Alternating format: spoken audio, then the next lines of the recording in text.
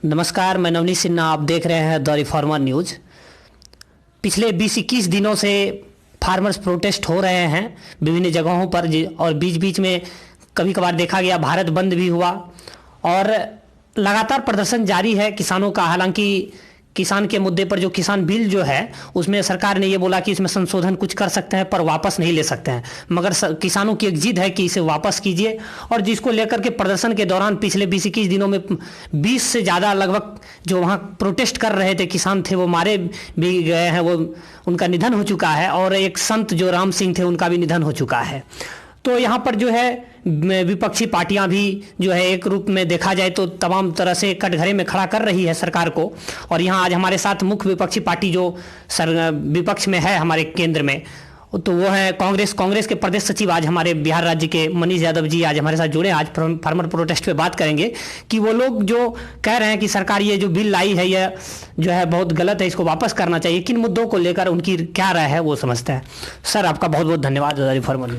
देखिए, सबसे पहले तो जो किसान आंदोलन में जो किसान शहीद हुए हैं मैं उनको श्रद्धा सुमन अर्पित करता हूं। और मेरी जो राजनीतिक समझ है, मैं समझता हूं ये सत्ता पक्ष और विपक्ष की लड़ाई नहीं है। पूरे देश का किसान आज कराह रहा है। किसान देश की आत्मा है और एक प्रकार से किसान की आत्मा को लहूलुहान करने का प्रयास हो रहा है। और ये कोई विपक्षी पार्टी कांग्रेस और भाजपा की लड़ाई नहीं है। पूरे देश के किसान इकट्ठे इस सर्दी में, इस ठिठुरती ठंड में पिछले 20-21 दिनों से लगातार संघर्ष कर रहे हैं, सड़क पर प्रदर्शन कर रहे हैं, आमरण अनशन कर रहे हैं। और आप जान रहे हैं कई हमारे किसान बलिदान हो गए, उन्होंने अपनी शहादत दे दी। मुझे लगता है सरकार इसको ईगो पे ले रही है और सरकार ने बेवजह इसको अपने नाक का सवाल बनाया हुआ है। जिस प्रकार से सरकार दलीलें पेश कर रही हैं वो आपको प्रथम दृष्टया देखने में बड़ा सरल, सुलभ और बड़ा सहज महसूस होगा। वो लगेगा कि जिस प्रकार से कसीदे पढ़ रहे हैं तो आपको लगेगा रे इसमें कैसी अचरज वाली बात। ये तो सचमुच में भारतीय जनता पार्टी के बड़े बड़े नेता किसान चौपाल लगाकर एक ऐसा कानून जो सचमुच में किसान विरोधी है, काला कानून है, और उसको ठीक उसी प्रकार से उसको अच्छा बताकर आम जनता के बीच पेश करने की कोशिश हो रही है। जिस प्रकार से नोटबंदी कानून जब सरकार लेकर आई थी तो सरकार ने क्या दलील दी थी, आप सभी लोगों को याद है। सरकार ने कहा था कि काला धन वापस आएगा और भी कई बातें कही थी उन्होंने। और यहाँ तक कि नोटबंदी कानून लाने के बाद अगले हफ्ता जब वो विदेश गए तो विदेश से देश की जनता को संबोधित करते हुए देश के प्रधानमंत्री आदरणीय श्री नरेंद्र मोदी जी ने कहा था कि हमारा ये नोटबंदी कानून यदि गलत साबित हुआ तो देश की जनता मुझे सिर्फ 50 दिन का मौका दे, और इस 50 दिन के दरमियान यदि उनको ऐसा महसूस होगा कि नोटबंदी कानून से आम जनता को परेशानी हो रही है तो देश की जनता किसी भी चौराहे पर मुझे फांसी पे लटका दे। खैर, देश की जनता तो फांसीवाद में विश्वास नहीं रखती है, लेकिन आप सभी जानते हैं कि नोटबंदी कानून पूरी तरीके से फ्लॉप साबित हुआ। जनता को इस बारे में गुमराह किया जा रहा है भारतीय जनता पार्टी और एनडीए के नेताओं द्वारा कि ये किसान के हित का कानून है। मैं आपके चैनल के माध्यम से, क्योंकि आपका जो ये चैनल है वो देहात के इलाके तक भी पहुंचता है जहां बड़ी आबादी किसानों की है, तो मैं मोटे तौर पर लंबी वार्ता ना करके मैं ये कहना चाहता हूं। तो पहला तो कानून ये है जो इसेंशियल कमोडिटीज अमेंडमेंट एक्ट 2020, जिसके अंदर सरकार ये कहती है कि किसी भी वस्तु का आप स्टॉक बिना किसी लिमिटेशन के कर सकते हैं। यानी पहले क्या होता था, 1950 और 1960 के दशक में क्या होता था कि किसान जो है फसल उपजाते थे। फसल उपजाने के बाद किसानों को क्या होता था कि मार्केट में यदि पैदावार बहुत अच्छी हो गई, यदि फसल की पैदावार बहुत अच्छी हो गई तो क्या होता था, मार्केट में उसकी कीमत गिर जाती थी। और किसान जो है फसल जैसे ही काटते हैं उसके बाद उनकी मजबूरी होती है कि जितनी जल्दी हो सके फसल को वो बेच दें मार्केट में। और चूंकि उनके पास गोडाउन नहीं होता, बहुत ज़्यादा वो स्टॉक करेंगे तो 1 महीने 2 महीने इस तरीके से करेंगे। तो क्या होता था कि बड़े बड़े व्यापारी वो स्टॉक करके रख लेते थे और किसान मजबूरी में कम दामों पे अपनी फसल को बेचता था। और बाद में बड़े बड़े व्यापारी क्या करते थे कि वो औने पौने दामों पर वो मार्केट में बेचते थे सामान। तो 1955 में एक्ट आया जिसमें ये हुआ कि कुछ खास वस्तुओं पे एक लिमिट से ज़्यादा आप स्टॉक नहीं कर सकते। अब ये सरकार ये कह रही है कि अब कोई लिमिट नहीं है, यानी कि आप अपना फसल जब काटते हैं आप जितना चाहें आप स्टॉक करके रख सकते हैं। तो देखिए ये कानून उतना पेचीदा नहीं है, इसमें सिर्फ संशोधन की गुंजाइश है। इसमें संशोधन इसलिए चाहिए कि इस कानून के अंतर्गत आज 90% जो किसान हैं वो किसान के पास कोई गोडाउन नहीं होता और किसान बहुत मुश्किल से फसल काटने के बाद उसकी मजबूरी होती है कि जो लागत उसने लगाया है तो फसल कटने के बाद जितनी जल्दी हो सके वो मंडी में बेचे, या बहुत ज़्यादा हुआ तो 2 महीने 4 महीने वो स्टॉक करेगा। छोटे व्यापारियों के पास भी बड़ा गोडाउन नहीं होता। तो इसको एक तरह से अप्रत्यक्ष रूप से जब आप इस पर से पाबंदी हटा रहे हैं तो आप बड़े बड़े जो उद्योगपति हैं, चाहे वो अडानी हो या विलमार हो, जिनका विदेश में भी कनेक्शन है, तो इससे फ़ायदा क्या होगा उन उद्योगपतियों को कि वो किसानों से तो कम रेट पे ले लेंगे सामान और वो अब मनचाहे तरीके से बड़े पैमाने पे स्टॉक करेंगे और बाद में वो जब क्राइसिस का टाइम होगा तब ये मनचाहे तरीके से ना सिर्फ बेचेंगे, विदेश में भी इनका व्यापार चलेगा। खैर ये एक कानून है जिस पे संशोधन की गुंजाइश है। दूसरा कानून है कॉन्ट्रैक्ट फार्मिंग। कॉन्ट्रैक्ट फार्मिंग कानून एक ऐसा कानून है, इस कानून में भी मुझे लगता है कि सरकार यदि किसान के साथ बैठ के विमर्श करे, संवाद करे और थोड़ा संशोधन इसमें करे तो इसमें भी मुझे बहुत ज़्यादा उस तरह की खराबी नहीं दिखती। जिस कानून को लेके संघर्ष हो रहा है वो तीसरा कानून है जिस पर मैं थोड़ी देर में आऊँगा। ये जो कॉन्ट्रैक्ट फार्मिंग है इसके अंतर्गत बात यह है कि कोई बड़ा व्यापारी, जैसे आप किसान हैं, आपसे अनुबंध करेगा। यदि कोई बिस्कुट का व्यापारी है तो उसको यदि गेहूं चाहिए तो बोलेगा कि ठीक है मैं आपसे ये कॉन्ट्रैक्ट कर रहा हूं, आप गेहूं की फसल लगाइए, फसल कटने के बाद मैं आपको ये जो अमाउंट है स्पेसिफिक अमाउंट, यानी कि यदि वो 20 रुपये में आपसे बात कर लेगा कि मैं आपसे 20 रुपये में ये फसल खरीदूंगा, तो फसल कटने के बाद चाहे मार्केट में वो 5 रुपये का हो जाए, आपको वो 20 रुपये पहले से कॉन्ट्रैक्ट हो चुका है तो आपको 20 रुपये में देगा। और इसमें आप किसान पे कोई ज़बरदस्ती नहीं कर रहे, ये किसान की मर्जी से हो रहा है। तो ये कानून भी देखने में बड़ी सरलता से देखें, सरकार के नज़रिए से देखें तो कहेंगे इसमें क्या, ये तो बड़ा अच्छा कानून है, किसान पे ज़बरदस्ती तो की नहीं जा रही है, अपनी मर्जी से वो कॉन्ट्रैक्ट कर रहा है। इसमें संशोधन की क्या ज़रूरत है कि कल को फसल कटने का जब वक्त आएगा तो उस वक्त ये बात तो तय है कि यदि मान लीजिए वो 25 रुपये के बदला 50 रुपये मार्केट में हो गया तो 50 रुपये में नहीं बेच सकता है, उसको 25 रुपये में है, तो वो तो चलो अपनी मर्जी से किसान बेच रहा है।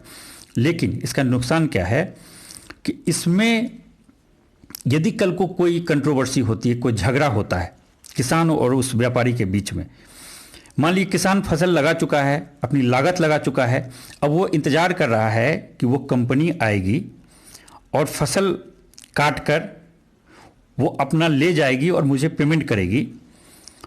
मान लीजिए वो कंपनी बंद हो गई, तो फिर वो किसान क्या करेगा? किसान तो कहीं का नहीं रहेगा।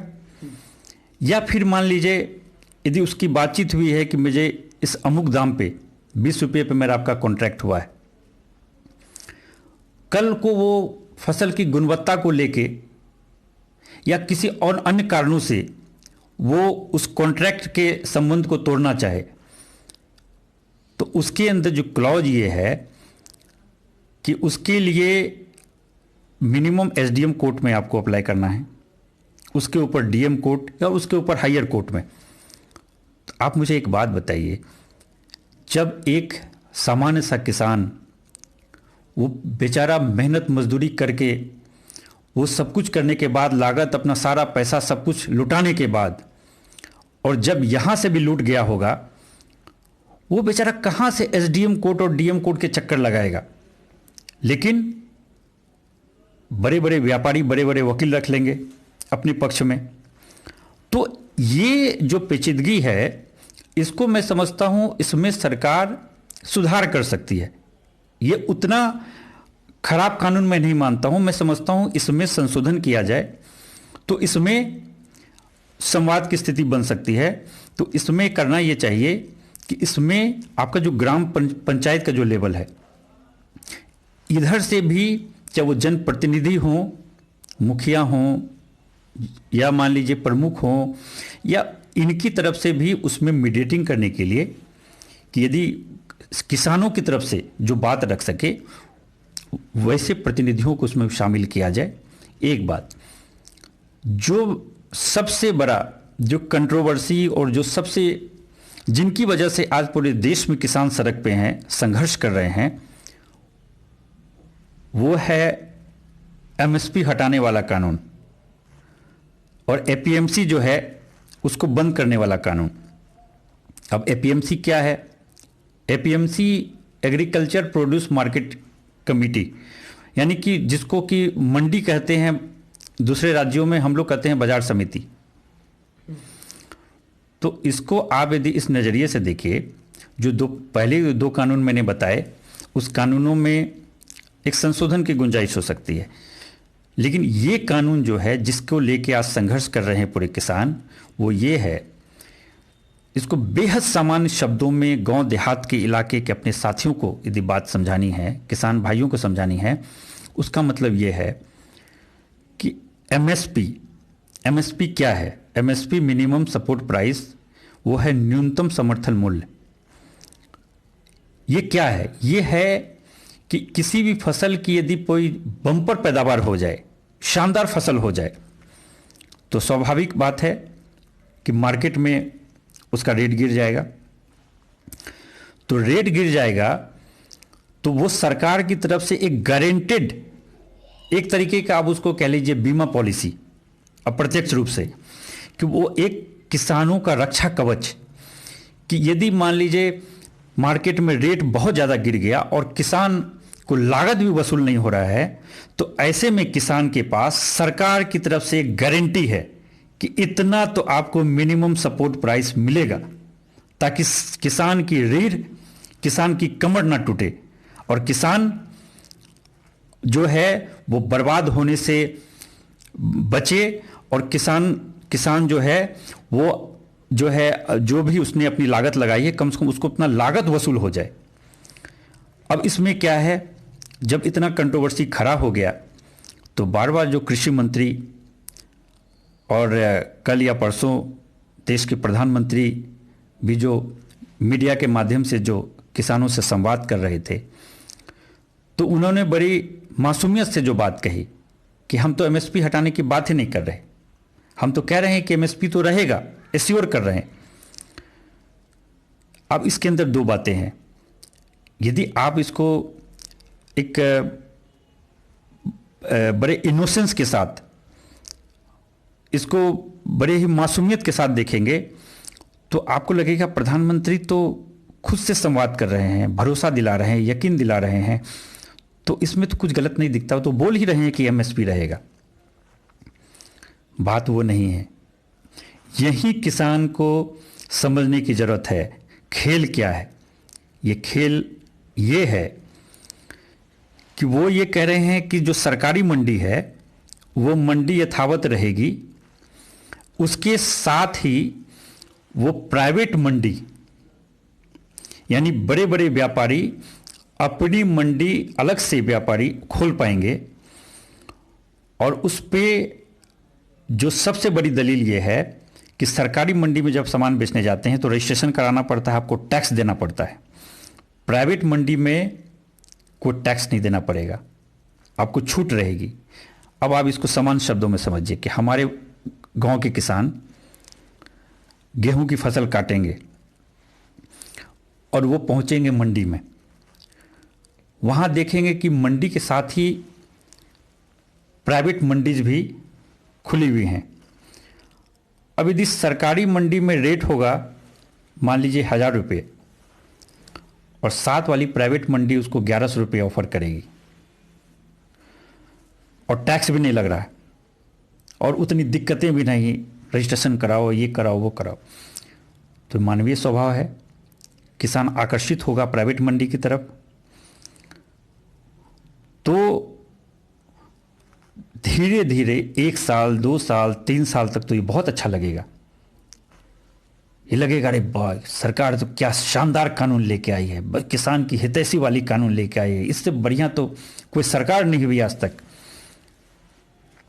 धीरे धीरे धीरे प्राइवेट मंडी की आदत लग जाएगी सॉरी, और सरकारी मंडी बंद होने के कगार पे चली जाएगी। समझिए खेल। जब लोग जाएंगे अपना फसल बेचने के लिए तो कोई बेवकूफ़ होगा जो देखेगा सरकार जो है सरकारी मंडी में 1000 रुपये में फसल खरीद हो रही है और हमको प्राइवेट मंडी 1100-1200 रुपये दे रही है। प्राइवेट मंडी पे बेचेगा, उसको ज़्यादा पेपर वर्क भी नहीं करना पड़ेगा, उसको टैक्स भी नहीं देना पड़ेगा। जब ये शुरुआती समय में 1 साल 2 साल 3 साल के बाद जब सरकारी मंडी बंद होनी शुरू हो जाएगी, ताला लग जाएगा, स्वतः एमएसपी खत्म हो जाएगी। अंत में आपके चैनल के माध्यम से तमाम जो हमारे किसान साथी हमारे नरपतगंज प्रखंड के हों, भरगामा प्रखंड के हों, अररिया जिले के हों, सीमांचल के हों, बिहार या जहां भी मेरी आवाज़ पहुंच रही है, मैं सिर्फ ये कह रहा हूं कि इसको सिर्फ विपक्ष बन के सत्ता पक्ष का विरोध करना है, ऐसी बात नहीं है। देश का किसान सचमुच में कराह रहा है, देश का किसान त्राहिमाम कर रहा है। किसान देश की आत्मा है और देश की आत्मा को लहूलुहान करने का सरकार प्रयास कर रही है। हम सभी लोगों को इस मुद्दे पर मिलजुल कर एकजुट होकर इस किसान आंदोलन के माध्यम से इस किसान विरोधी कानून को, काले कानून को निरस्त करने के लिए सड़क से लेकर संसद तक प्रदर्शन करते रहना चाहिए जब तक ये कानून समाप्त नहीं हो जाए, कानून को वापस नहीं लिया जाए। और विनम्रता से प्रधानमंत्री और जो संबद्ध जो मंत्रालय है उनसे मैं निवेदन करता हूं कि आप अपनी हर धर्मिता छोड़ें, अपने ईगो को छोड़ें और सरकार की पीड़ा को समझें और इस कानून को निरस्त करके और आप किसानों की रक्षा करें और किसानों के हित के लिए एक नया कानून सर्वदलीय मीटिंग के माध्यम से सबको साथ लेकर करेंगे तो ज़्यादा मुफीद होगा, उचित होगा। आपका बहुत बहुत धन्यवाद। आपका भी बहुत बहुत धन्यवाद और आपको बहुत बहुत शुभकामनाएं। तो ये थे कांग्रेस के प्रदेश सचिव मनीष यादव जी, जो कि कृषि बिल जो विधेयक लाई है सरकार, उसके बारे में बहुत अच्छा ढंग से इन्होंने बताया विस्तारित रूप में। और इनका एक मानना है कि जो संशोधन की जो प्रक्रिया है वो बाकी के 2 कानूनों में जो पूर्ण रूप से ये होने, आखिरी जो कानून है तीसरा कानून, उसको जो पूर्ण रूप से निरस्त करना चाहिए और बाकी 2 कानूनों में संशोधन होना चाहिए। और फाइनली इन्होंने ये इन चीज़ों में ये जोड़ करके कहा कि इनको निरस्त करके जो किसानों के सहयोग से किसानों की जो एक सर्वदलीय सभी बैठक होनी चाहिए, उसके बाद जो है किसानों के जो ये बिल है उसको निरस्त करके एक नए बिल को लाना चाहिए। देखते हैं सरकार इस पर कहाँ तक निर्णय करती है, चूँकि सरकार ने, माननीय प्रधानमंत्री जी ने कहा कि किसानों की हकमारी कोई नहीं कर सकता 60-70 सालों में हमने जो है पहली बार किसानों का दर्द समझा है, और इसमें जो किसानों को समस्या आ रही है उसमें मैं संशोधन करने के लिए तैयार हूं, पर कानून वापस नहीं लिया जाएगा। देखते हैं आगे क्या निकल कर सामने आता है। किसान ठिठुरती ठंड में बैठे हुए हैं, और जो है अभी हमने बताया आपको कि वहाँ जो है 20 जो किसान है वो शहीद हो चुके हैं, और ये दर्द कहाँ तक समझ पाती है सरकार आने वाले वक्त में देखा जाएगा। देखते रहिए द रिफॉर्मर न्यूज़। धन्यवाद। जय हिंद।